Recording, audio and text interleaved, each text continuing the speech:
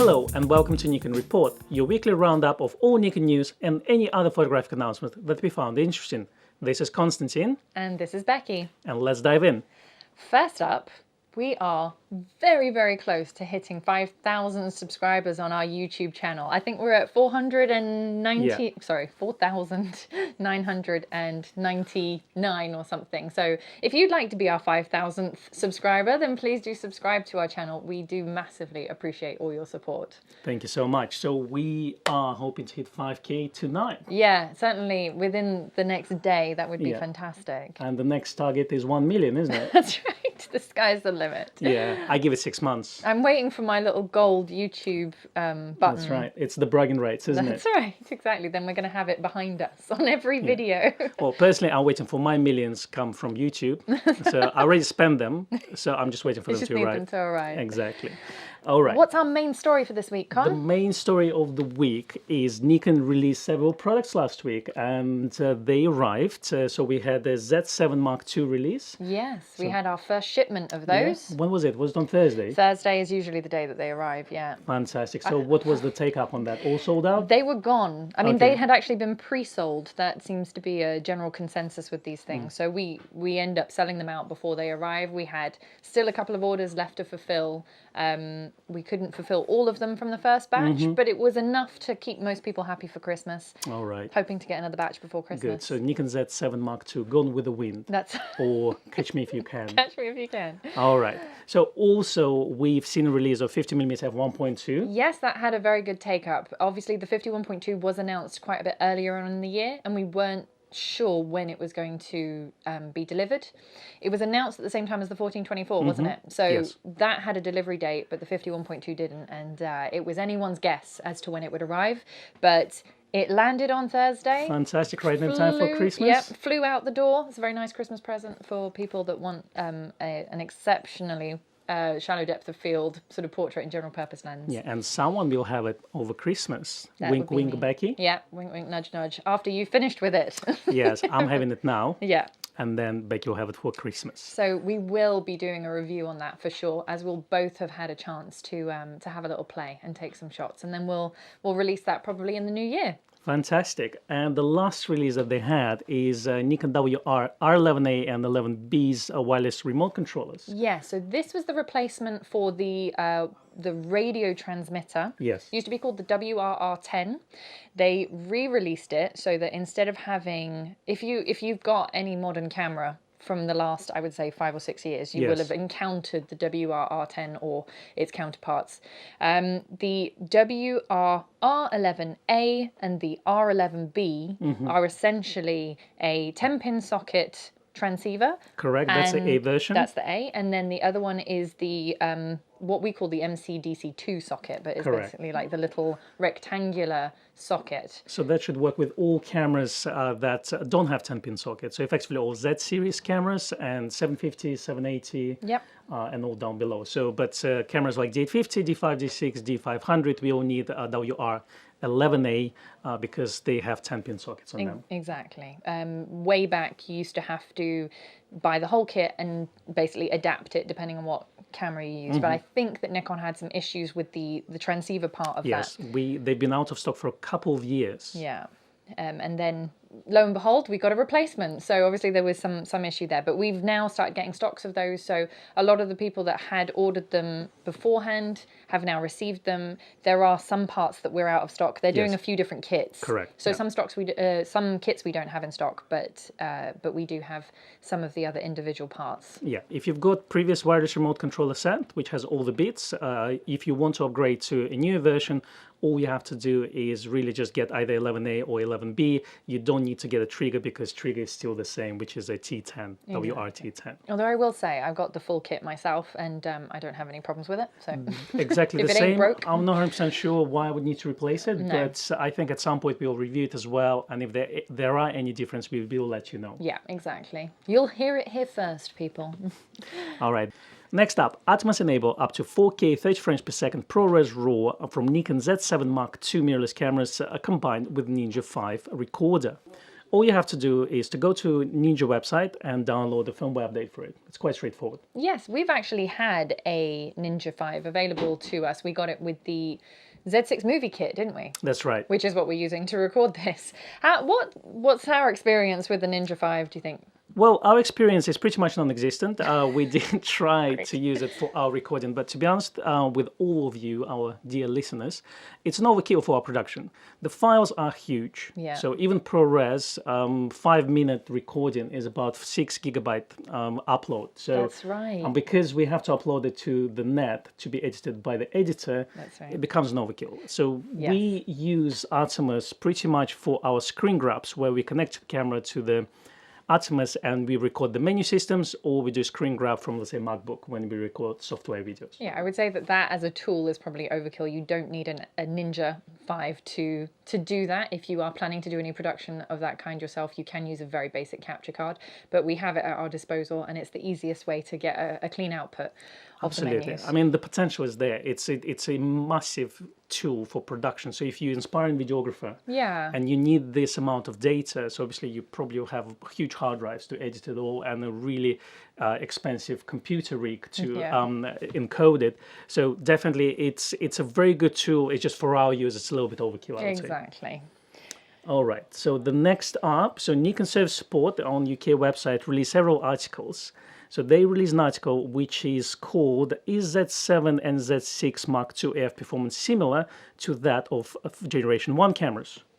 Now, it's interesting what they've said in response to this. A lot of you may have seen the Q&A section of the Nikon website, where people ask a question in the frequently asked questions section, and then you get an article from Nikon. So this is essentially their take on that question. The answer to them was that no, the autofocus isn't faster, but what has been improved on the second generations over the first generation is the eye detection AF and the animal detection AF can be used in a wide AF area, which I think we've talked about. Yes. Yeah, we talked about it in our live stream a few weeks back when we had Rishi over, and what that means when you're shooting in sort of real terms. Also, eye detection AF and animal detection AF can be used with video recording, which before was not possible. Correct. AF performance while shooting,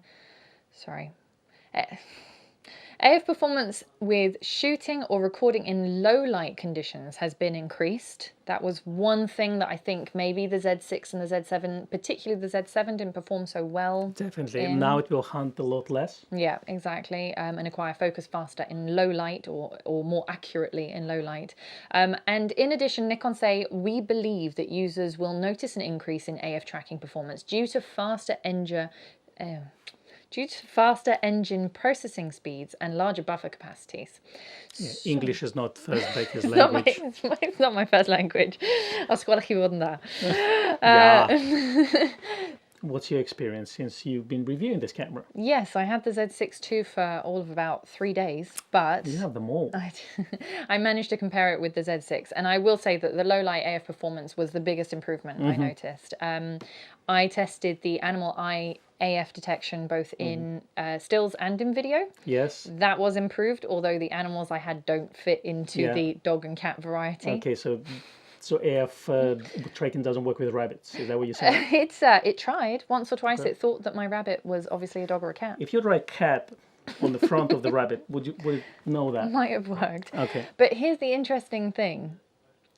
I don't know if I should say this, but I've noticed... Come on, spill the beans. Okay, so the iPhone 12, for example, detects an entire cat. If you put a cat in the frame with a person, it generates a little yellow box for your face and for the animal. Okay. Which doesn't even need the face. This is the thing. It recognizes the shape of the animal as being an animal. So in terms of computational photography, I think that that's next level. Why can't we have that with Absolutely, with and I think that's something that we will definitely discuss in the future. Computational photography, it's something that interests us. Yeah. enormously. It really does. I haven't tested it out on rabbits, but That's the next level, isn't that's it? the next level, is whether or not the iPhone will recognize a rabbit shape. But it definitely recognizes dogs and cats shape, which I think is interesting. I will do a test with my action figures and see what happens. Okay, good. Okay, so Nikon Service Support also released another 2 articles, which are called "How Does Z6 Mark II Differ from Z6?" and the same article for Z7. There they just go through all the differences, like 2 memory card supports, etc., etc. So if you're still not sure what the difference between the 2 generations, do go in the link that you'll see below the video or in our podcast and do read them. Excellent. They also updated the following articles on the website: the FTZ mount adapter Q&A, where they include a section on the Z6 II and the Z7 II cameras, and also the teleconverters Q&A. So the 1.4 times and the 2 times converters, they've also updated that on their website. Yeah, it's an interesting. They put one of the questionnaire there is, can I mount the teleconverter on the body first and then the lens on? And they do strongly advise to mount the teleconverter on the lens first and then on the camera. And the reason for that being is, as we discussed last week, that the front element is quite protruded, so which goes inside the lens. So do make sure that you don't put it the opposite way because you can scratch the sensor. Yeah, exactly. So just as a rule of thumb, put the converter onto the lens, and that way you make no mistake in putting it on the body afterwards. All right. Well, the next segment is going to be on the photography shows. The one that we reported 2 weeks ago is CP Plus, which is Japan's biggest photography show. Yeah. So we've announced, that they will have a show in February. Yes. But now, due to COVID-19 concerns, they said that they will go online only. Which is very interesting because that is the first we'd heard of it. Up until that point, we were actually expecting maybe they would do a physical show. Absolutely. And the reason why it's important, because Nikon announced products around this time. Yes, exactly. The same goes for CES, which is the Consumer Electronics Show. That's normally held in Las Vegas. It's going to be held between the 11th and the 14th of January. Will also be online, and Nikon will be there as a virtual exhibitor. So we may even see a few virtual announcements for CES as well. Do I have to wear my virtual headset for the shows? You have to wear a virtual headset and your virtual Nikon t-shirt and your virtual press pass. And no clothes. Nothing else. All right. Well, last week also Nikon Rumors released an article where they say that Sigma rumored to start making mirrorless lenses for Nikon Z mount in 2021. Yes. What are your thoughts on this, Bex? I'm actually very glad that we're starting to see other brands develop Z mount lenses, because I think although obviously we are a Nikon seller and we don't sell third-party brands, the more choice there is available, the stronger the system becomes. So I agree. I'm very much all for it. Absolutely. Go for it, Sigma. We're looking forward to seeing what you bring to the party. Absolutely. I think the more the merrier. It's nice to have different price options available for everyone. Piggybacking on that news, there also been a new lens, third-party lens announced for Nikon Z. It's a company called Viltrox, and they released their 85mm f1.8 lens. So just to go through quick specifications, so it's got 10 elements in 7 groups, 1 ELD element, whatever that is, 4 short wavelengths, high transparent elements, nano coat. So not sure if it's the same as Nikon nano coating, but it says nano coat. Well, here's the thing. Nikon's nano coat is actually a trademark nano crystal coat. Okay, is that the magical dust that they sprinkle on the lenses? Very magic. Yeah, fairy dust. Now, ELD, I would assume, is an extra low dispersion element, similar to Nikon's ED glass. But again, that's a Nikon trademark, so they may have had to rename it to something else. Here we go, some hard facts from Becky. I'm making assumptions here. We just basically play as we go, isn't it? Yeah, we do. So weight-wise, it's 540 grams. The interesting feature that this lens has, it's got a built-in USB port for firmware upgrades. Wow. That's an interesting one, isn't it? That is a brand new and fresh feature in a lens. I've never seen a lens before with a USB port. That's true. So Sigma released the USB dock for their R-series lenses. That's right, yeah. So you could then attach the lens to the dock and update the firmware. Yeah. Nikon allows firmware upgrades for their lenses via the body of the camera. Yes. But obviously they don't do firmware updates for third-party lenses. So this is a nice way around actually being able to update your firmware without having to send it off to a licensed service department. And again, it's nice to have third-party releases for sure. Z-mount system. The bigger the choice, the better it's for everyone, isn't it? The more the merrier. Absolutely. And speaking of other third-party releases, we also seen another holder adapter for Nikon Z14-24 lens. It was released by the Japanese company called H&Y. But that's another option for your brand new 14-24Z lens. So Nikon has accessories for it. A company called Nisi released an adapter for it, and now Which we spoke about a few weeks ago, didn't absolutely, we? Yeah. Absolutely. And then also, this is not exactly news, but it's something that I found out this week. If you have Nikon scan that needs to be serviced, Nikon stopped supporting them about 3-4 years ago. But there's a company in UK which is called Lincoln Scan. They do service Nikon scanners, and if you need one service, do get in touch with them. The website is lincolnscan.co.uk. A couple of our customers did service their scanners with them, and they were quite happy. Yeah, so the cool scan 9,000, 5,000, 4,000, all the cool scans, yeah. Which is great because even Nikon now can no longer do the servicing. So it's good to know that there's somewhere that is still able to do those. Absolutely. In software releases, Adobe December release includes Nikon Z6 Mark II and Z7 Mark II RAW file support. Fantastic. As well as the Apple M1 processor support, which we talked about a couple of weeks ago. Very interesting development. Yes. Isn't it? So everything's going to get faster. Also, Capture One released their Capture One 21 release, which is their yearly release. And they have a specific version for Nikon cameras, as well as the version that supports all cameras. So if you're interested in using it, you can buy it directly from them. They added speed edit dehaze, Apple RAW support, Pro Standard profiles, faster asset management, and more. Yeah, this is definitely becoming an increasingly popular piece of software. And we're seeing more and more people turn over sometimes from Adobe to Capture One, sometimes from more basic editing softwares to Capture One. Yeah. A lot of commercial and studio photographers use Capture One it's exclusively. A kind of pro tool, so it's good to see that they are continuing to support it. Okay, and then British Photography Awards 2021 published a shortlist of all the talented photographers and their images who made it into 2021 award shortlist. So there are 379 images taken all over the world, showcasing the best of British photographic talent. Why am I not in there? Maybe because you haven't applied. No, it's true. You've got to be in it to win it, right? Absolutely. Sometimes you have to do things for things to happen.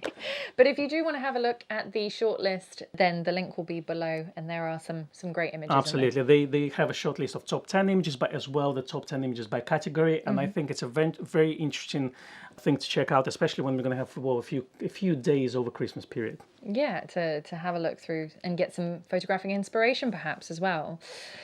And in another news, in the segment, The Things We Don't Understand, we have this news. Nikon Corporation, Nikon, is pleased to announce that it has been selected for the highest rank, A-list, by the CDP's Climate Change Questionnaire for the second consecutive year, following last year, which recognises it as one of the highest performing companies in its efforts against climate change and its disclosure. I think it's really good, isn't it? It sounds good. And now for Sunday Read segment. In this segment, we're going to talk about an article by Fernando Martins, and he writes about Nikon 20mm f3.5 lens. It's called Taming the Ultra Wide.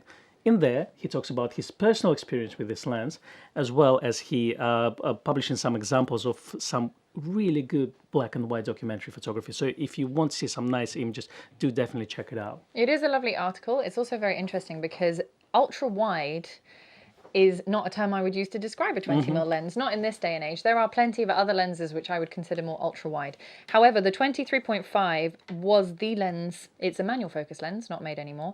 It was the predecessor to the much better known 20 f2.8, and they made the AIS version for only about 3 years before they replaced it out. So he's taken most of those shots in Paris, in Paris, on the Nikon F5, and not only is it an excellent example of how to use a lens like a 20mm for documentary and street photography, but it's also just nice to see some film photography out there.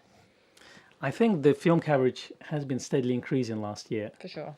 And that's a good trend to have. Yes, it makes us really cool. Let's move on into review section. We have quite a few reviews this week. DP Review published their article on Z6 Mark II.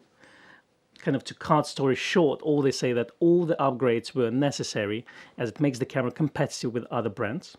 And dual process upgrade is very important as it future-proofs their cameras. So what he means is that it's nice to have those two processes. So when they release the firmware updates for the camera, they can significantly improve the performance of the camera. Yeah, absolutely. Now the other one was the Z6 II review by Photography Blog.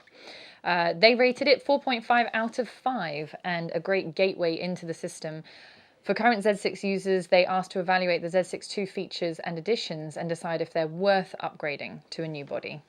It's an interesting one, isn't it? So a lot of people say, well, if you really want to switch to a new system, this is the one to get. Yeah, but which I think is what we said at the outset. We said, look, if you've already got a Z6, you might not necessarily want to jump to a Z6 II.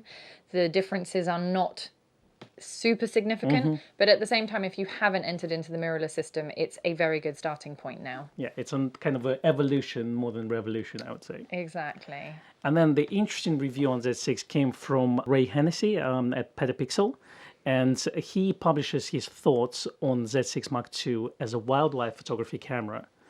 He says that for me, it's still going to likely become my main camera, and in scenarios when I don't feel that this camera might keep up, I'll bust out my trusty D4S.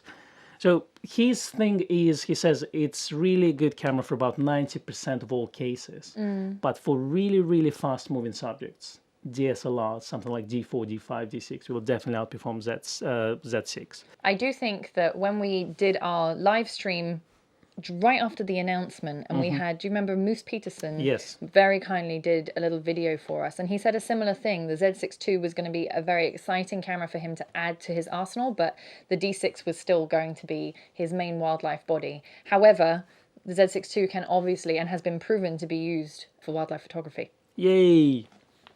We like the reviews that don't just kind of technical reviews, but they come from photographers using them for specific purposes. Exactly. So to have something like this, a photographer who does wildlife and speaks about this camera from wildlife point of view, it's nice to have. Exactly. And very similar to that, well, from different angle, there's a YouTube video by Wistek YouTube channel, and they talk about Nikon color science, and specifically for color science of Z6 Mark II. Again, we hear a lot people say, I prefer the colors that are produced by this brand and not the other brand. So in his video, he shows examples, he compares it with other brands, and just saying, well, this picture, this is the portrait taken by Z6, this is taken by a different brand. Yes. See what the difference is, see what what histogram looks like, and what, let's say, saturation looks like, etc., etc. Again, it's a different angle. It's not your kind of standard dry technical review. It's by a photographer who's using those cameras for work. Next up, we have the 14 to 24 Z lens review. This one was done by photographyblog.com. They said it is an excellent option. If you're a professional landscape photographer, it'd be a good choice, especially if you're particularly keen on using filters. They do recommend the 14 to 30 for light users, as it is very good. 4.5 stars out of 5. That's not bad. Yes, I think it's such a great lens, and it's definitely for pro use. It's the best lens to choose. Yes. But 14 to 30 is no slouch. So if you don't really use wide angle that much, get 14 to 30. It's cheaper, smaller, and lighter, and definitely more portable. Exactly. As for another review on the 1424 2.8Z, Imaging Resource did a review last week. There were some things that they liked about it. Great build quality. Okay. You can use filters. Okay. Excellent sharpness. Great control of aberrations. Not bad. Stuff they didn't like was the fact that it was expensive. Okay. Multiple hoods and caps, which is a bit tedious. That's true. Lens hood requires a large, expensive 112mm filter, and the bokeh isn't quite as smooth as they would like. But overall, a really good review showing the pros and cons of that lens. Fantastic. And the last review of the week came from Petapixel by photography Will Cheney, where he talks about 14-24 lens as astrophotography lens. Which is great, because we don't often see wide-angle lenses reviewed for that specific purpose. So what did he think of it? Well, summing it all up, I think the Nikon Z 1424 2.8S lens is a spectacular lens for astrophotography and nightscapes. At the end of the day, it will always come down to a personal choice based on budget and lens preferences. However, the 1424 is fantastic for those who can afford it and need a versatile lens for multiple photography genres. It's not bad. No, it's not bad. Overall, the reviews have been very positive of that one, so please do check out the links if you'd like to know more. That's true. I mean, so far in the reviews, kind of the main negative thing is the bokeh is not that amazing, but again, for this type of lens, I don't think it's that important. Yes, to have different bunch of lenses and cups and filters. It's a little bit of a pain. Yeah, I mean, you know, I don't like to juggle a lot of things in my life, but I would say that any filter is better than no filter, especially for outdoors photography. So I still, in my opinion, it's more pro than cons. Yes, exactly. I think that's it for our news, isn't it? That's it for this week. So if you'd like to see more of us, you can subscribe to our channel channel and be our 5,000th subscriber. That would be nice. It would be nice. If you'd like to see more of Konstantin's work, where can you find it? You can find me on Instagram at Konstantin Kochkin, and it's the same for the website with .co.uk. What about you, Bex? Yeah, also, I go by Rebecca Fancy on social media, okay. but don't call me Rebecca because then I feel like I'm in trouble. My Instagram handle is Rebecca_Danese, or if you're interested in books and books reviews, then it's Rebecca_reads books. Becky not only writes reviews, she also writes books. Yeah, it's true.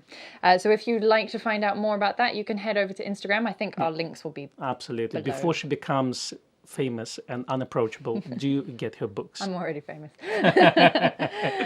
That's where you can find more of us. And as always, you will see us pretty much every week uploading videos onto YouTube. If there's anything you would like to know, news you'd like to share, our new media email address is media@grayswestminster.co.uk. Please do send all your news over there. Thank you very much for listening and or watching, and we'll see you again for another podcast next week. Thank you so much. Goodbye.